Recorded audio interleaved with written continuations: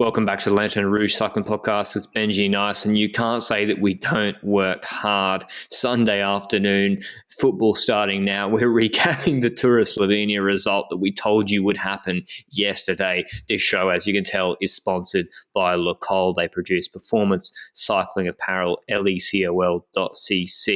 Wore their Mountain Pro Air jersey this morning down to La Soy in Spain, and it was absolutely magic. But here's the Slovenia last stage recap, stage 5. And it was a sprint stage. The hills, 176 Ks, the last couple of hills were way too far from the finish for someone like Bauhaus or Aberasturi or anyone to really be in danger. So it's going to be a sprint stage from Ljubljana to Novo Mesto. But we did have a break, Benji, and there was the moment where I thought, well, UAE won't care about this break because they're so far behind on GC. Oh, nah, yeah, you're right. But Bauhaus was going to chase it down anyway. I had no belief in this break winning, and when I saw who was in it, I saw a few riders I knew, but that's about it. Torsten Tran was in it for UNOX. We had Irizar. I think that's Jon Irizar and not the other one, because I think the other one's retired 2 years ago from Trek. Victor Potoki, basically the only Croatian rider I still know, because I've got the feeling since Keselowski they really haven't had a big talent in that country, which is a bit sad. I think that football's become the most important sport in that country, so we got to take that back. Luka Modric, my favorite football player, but go on. He was my favorite cyclist. Patrick Tibor, Askov, Bernas, and Lavric. Bernas is a rider that some of us might know. I think I've told this story before. He's the rider that in one of the Tour de France stages, someone crashed at an intersection, and Bernas was riding for, I think, CCC at the time, and decided to lay with the rider. He just stepped off his bike and laid down because he didn't feel like continuing from that point on. It's the best clip. You can probably find it on YouTube somewhere. But anyway, that was the break today. They eventually got caught because Bahrain was pulling, and also bike exchange, because this entire Slovenia Tour, they've had proper confidence in every single one of their riders, including Kanger to beat Pogacar, including Stannard to beat all the other sprinters here. Okay, so there's pretty much Bahrain taking over, bringing back the brakes, setting up their full train. Their train here is completely overpowered for the competition we have. We'll discuss that afterwards. This is a dot pro race. This is not a dot 1112. This is a dot pro race. There's just the step below World Tour designation. And we've got Bahrain with Hausler, Moritz, Tratnik, Seberg retiring at the end of this year, and Milan. Overpowered train. And first it was Tratnik. Well, I think it was actually Moritz. He's in the points jersey. He started sprinting, got Bauhaus fourth wheel. Then Seberg was second last. And we have a left-hand bend from memory. Seberg pulls off and then goes into the middle. He blocks the quick lane for everybody else. And then Hausler and Bauhaus get the fast sort of line on the right-hand side. They go through so quickly. And Seberg does such a good job blocking. We see actually the Quick-Step guys do this quite a bit. It actually creates a split. It's pretty much just four guys. Hausler leading out Bauhaus with 250 to go, and is where he gets dropped off, as well as I think it was Edmondson and Matteo Trentin. Aberasturi was on the wrong side of a split behind, so his sprint was stuffed. Edmondson starts sprinting out of the wind really, really early on the left-hand side, but it's Phil Bauhaus through the middle. Opens up early, but he's just way, way too good compared to everybody else here. Wins this by multiple bike lengths, 3 or 4. Trentin trying to come from deep as well, but he doesn't even get over the top of Hausler, the lead-up man for Bauhaus. Top 10, Bauhaus, Edmondson for bike exchange second, and Hausler, Trentin, Aberasturi, Sars, Gibson, Ruby Oliveira, Banashek, and Sobrero. So Bauhaus wins 2 stages here. UAE win 2 stages. Who won the other stage, Benji? Aberasturi was the only non-UAE, non-Bahrain guy, non-World Tour team to win a stage. In terms of GC, obviously no changes in that regard. Pogacar wins Tour of Slovenia GC as expected. Ulysses second at 121. Matteo Sobrero third. Seriously, he's out of contract. He's a guy I would be signing for decent money next year. He looks very, very talented. Sort of got the TT base, climbing well, and really good GC guy for the future, 24 years old.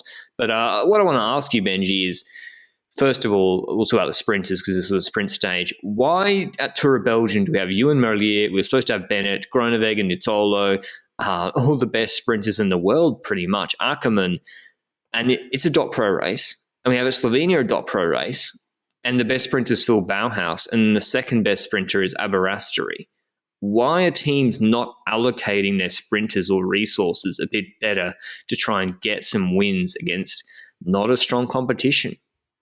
I think that objectively looking at this, that the best sprinters just like to go to the best country in the world. And like, in all honesty, that is the reason why. But no, on a serious note, I think that you're right. I think that a lot of sprinters, like a perfect example, two perfect examples for me is that David Dekker has basically become the lead out for Groenewegen since Groenewegen's back, which I don't like, because Dekker actually had talent to become a proper sprinter. He should have been at Croatia, or an Olaf Koy, for example, just one of the sprinters for Jumbo, because those two riders need these opportunities to do well in. And I think that this would have been a good race to place that in. And then you've got, for example, Kees Bol, who, well, you mentioned it a few podcasts ago, like a portion of podcasts ago, I think in Paris back in the day, that he's a rider that either does a really good result or is nowhere at all. And that's clear, because in the Belgium Tour, he's doing exactly the same. He's nowhere at all at the moment. So I feel like chances in races like this with limited competition are better, because he seems to only go to races with the big competition, and then you have to get it perfect to get it right. And definitely because his train seems to always set up with like 7 people ahead of him, and by the time you get to the sprint, they're usually blocked behind other people and can't get to the front enough to bring him to the sprint. And I think that's one of the reasons that he doesn't get many opportunities to actually be having a good result, because his train is just not riding the most clever way, in my opinion. I mean, I accept Belgium Tour and Slovenia, they may be the same official designation of the UCI, but the Belgium Tour is bigger, particularly for Quick-Step and Jumbo-Visma at least. Like, there's going to be more people watching. I mean, it's got bigger names. I accept that. That doesn't mean you need to send all your eggs in one basket to that race. As Benji said, Dekker would love to, give him the opportunity to get his first pro win. He can certainly win at this competition at Tour of Slovenia. Another name would be Groenewegen. Well, Groenewegen himself, get him a win after, they sent him straight to the Giro. Yeah. And then they sent him to Belgium Tour, not exactly, sort of baptism by fire. Who else was there? I mean, yeah, Merlier is probably the opposite, where it's like, no, he's won a lot of the 1-1 races. Yeah. We want to see him against good competition.